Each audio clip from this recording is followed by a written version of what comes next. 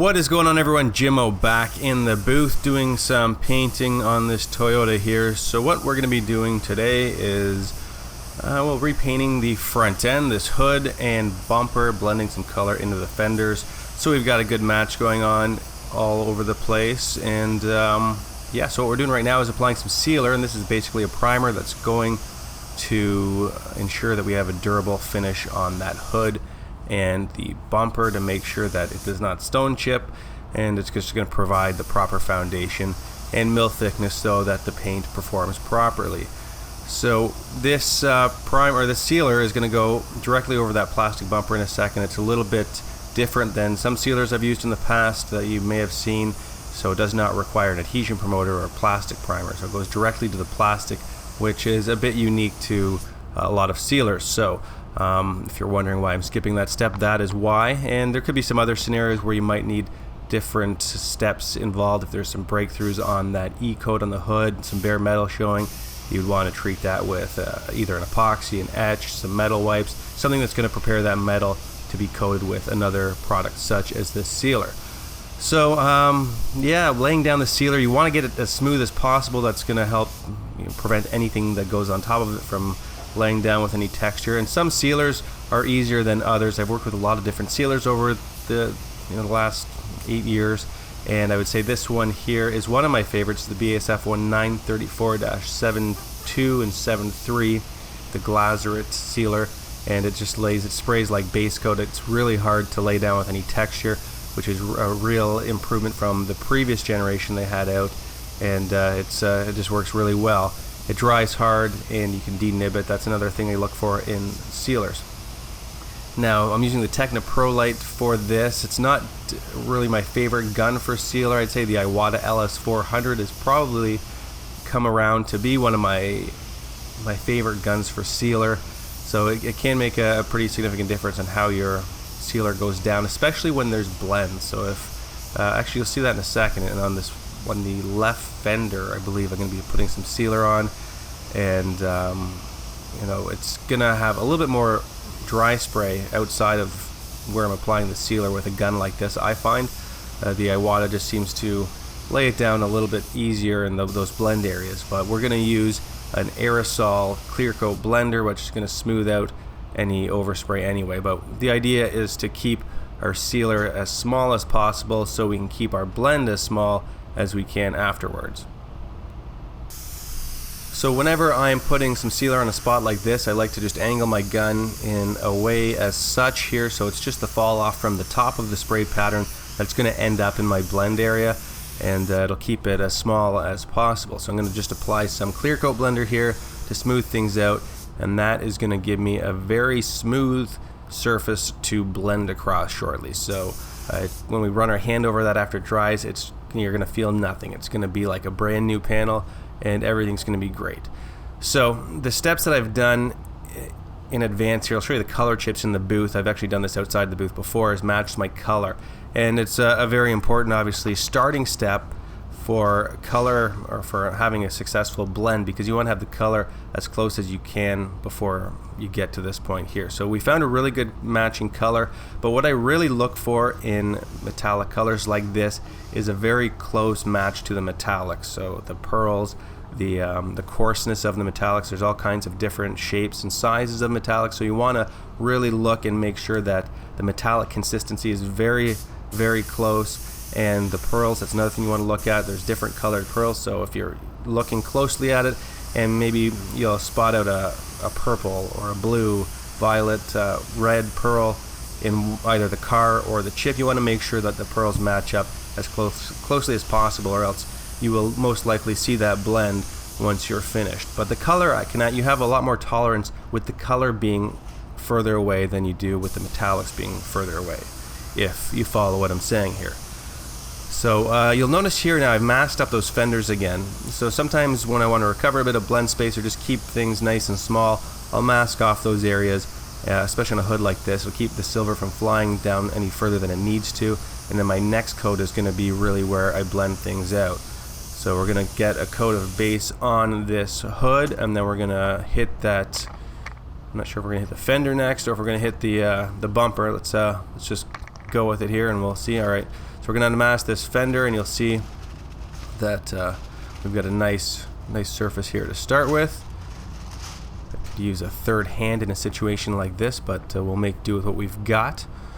And I'm rocking the Segola 4600, and that's another big consideration when it comes to blending challenging colors, period. It's just, if you are not using equipment that makes your life a lot easier, then you're not off to a great start. So this gun does a very good job of providing a nice wet, consistent finish.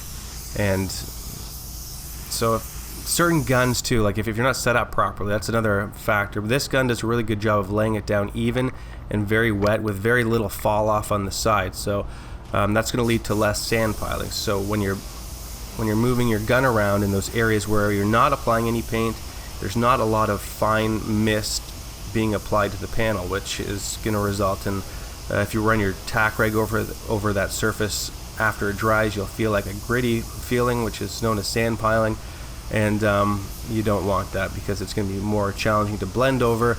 And when you clear it, you might see some little pebbly looking things that will not be very appealing. So equipment's a very important thing you want to take into consideration. Make sure your gun's spraying properly, it's not pitchforking.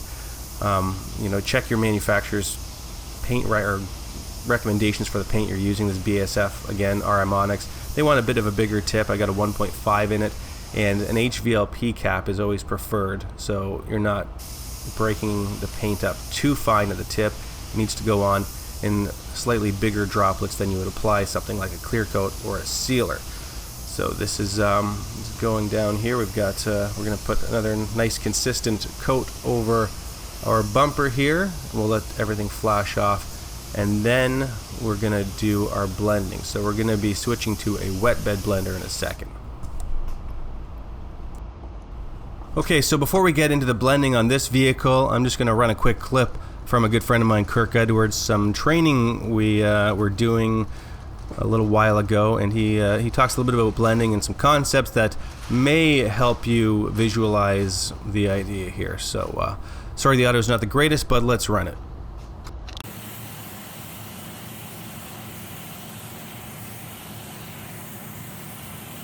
Because if this is me, I've got a line here that I can work with. So I'm always going to stay below that line, right? And I'm going to stay away from here. I'm going to stay, because I don't want to change the color on this door. So I'm not, at any point, I'm not going to be going like this. I don't want to have that spray pattern coming out here, and now I'm going to get base coat over here. It's critical that you don't have base coat at the end of that thing.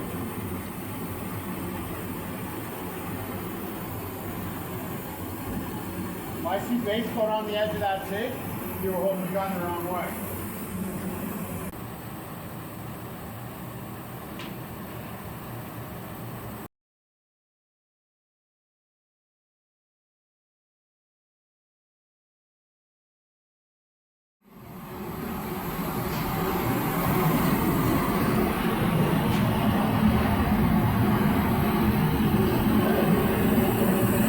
Not bad, considering it's a completely different color.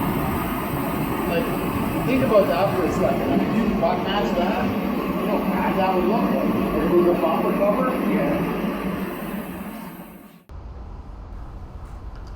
Alright, so let's get back to this Toyota here, and we're going to try to apply some of those principles on not angling our gun towards any taped edges like the back of that fender, where it's going to throw off the color between the fender and the door. So that's not the case with this wet bed blender we're putting down first. So the idea behind this is to have everything land nice and wet. So instead of having our overspray land on a dry surface, it lands into a wet surface and melts in, and everything looks the same because paint will reflect differently if it's applied drier or wetter, and you will get what is known as a halo in those dry edges. So this will help avoid getting any halo.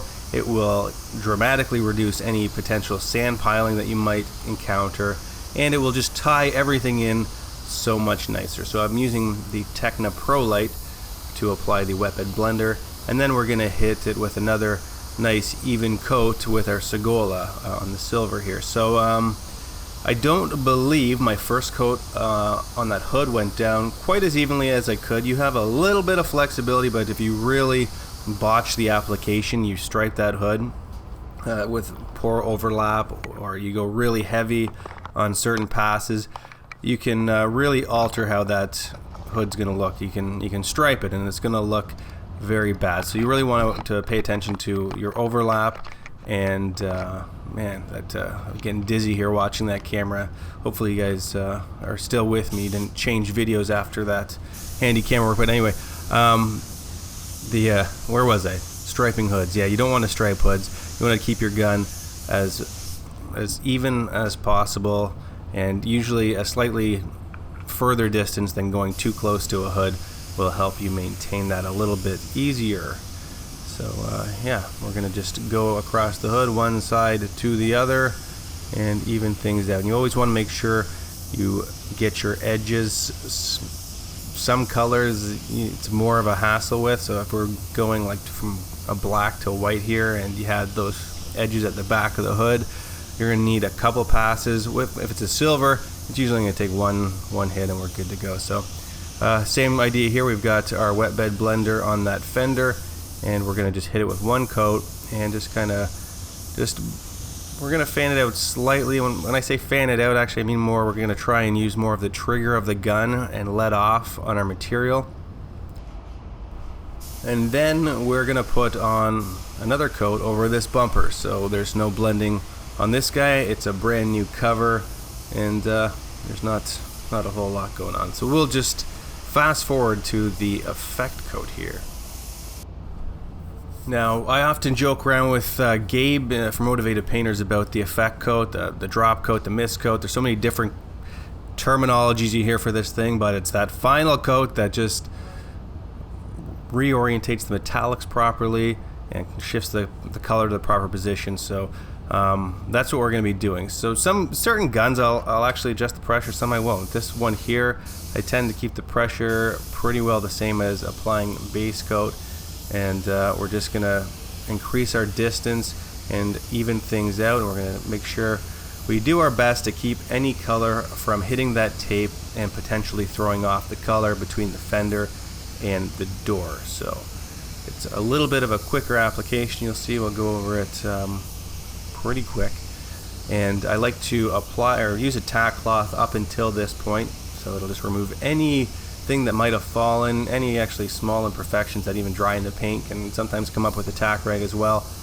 But you want to make sure you're using a good quality tack cloth, and B, you are using a new tack cloth and changing it before it breaks down and all the fibers end up in your paint. So we of course did the same thing to the bumper for color matches, the front of the other fender as well. You always want to, if you're doing a front end like this and you have a bumper involved, you always want to remember to blend the front edge of both fenders, and that'll just save you any potential color problems. So the front edge of that fender right there, which there was no damage on, but we just put a bit of color in, so everything's going to look the same on both sides, and you can see everything's looking really nice and consistent. So we are ready to apply some clear, and we're going to be using our handy dandy Tecna clear gun, which I got to break in for quite a bit over the last the week that I was spraying at this shop here. And the Tecna clear, it was a nice user-friendly gun, and did a really good job, I thought, of replicating an OEM look. I found it a little more difficult to eliminate a lot of texture out of with this gun. I found something like the Iwata WS400, the Wacom HTE Clear.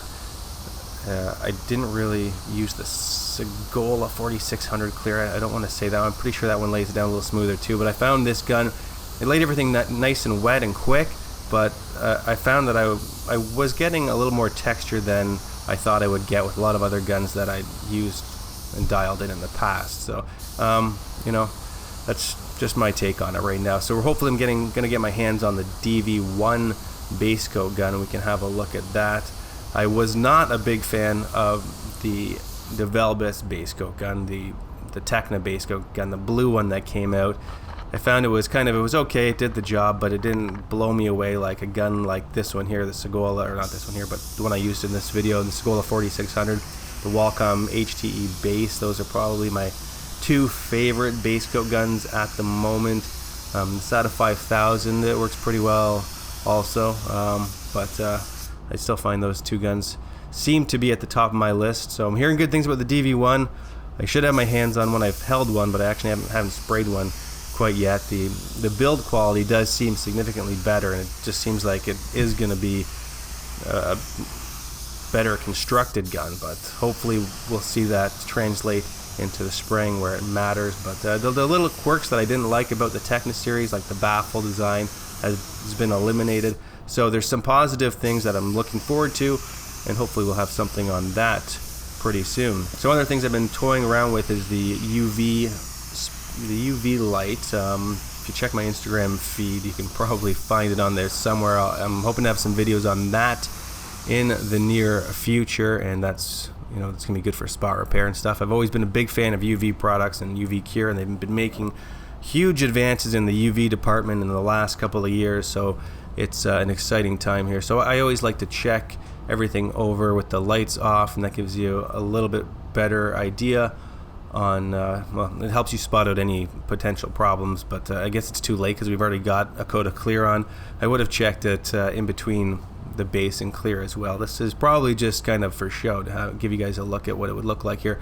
But anytime after the base is applied, I like to turn the lights off, check it over with some sort of a color corrective light, such as the scan grip here, and make sure everything is good before we apply the clear. So you can assume for flash time, you know, we're looking between about 5-10 minutes in between each coat of base. I remember this was a particularly humid day, and since we're working with waterborne, it slows down a little bit. We could have used the RM solvent on this job, but I did not. You do tend to lose a little bit of metallic control with it.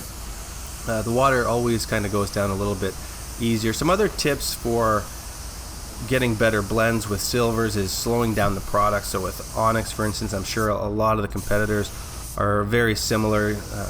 Actually, I know a lot of them are very similar. You can use different controllers which slow down the product, and any potential dry spray, especially if you're not using a wet bed blender, it's going to reduce the sand piling considerably and give you a better, easier blend. But you know, when you're working in a production environment, you tend to not want to slow down your products, but sometimes the long way is the quick way. So those are some words to live by. So I'm gonna just probably leave this off here, and big shout out to all of my subscribers out there. We just reached the 100,000 mark, and that's pretty exciting stuff. So thank you to everyone for your support over the years, and hopefully we'll make 2019 even better, and you know, we're gonna keep pushing forward. So thanks as always for watching. Leave me your comments below, follow us on Facebook, Instagram, anywhere else you can find us, and we will see you next time.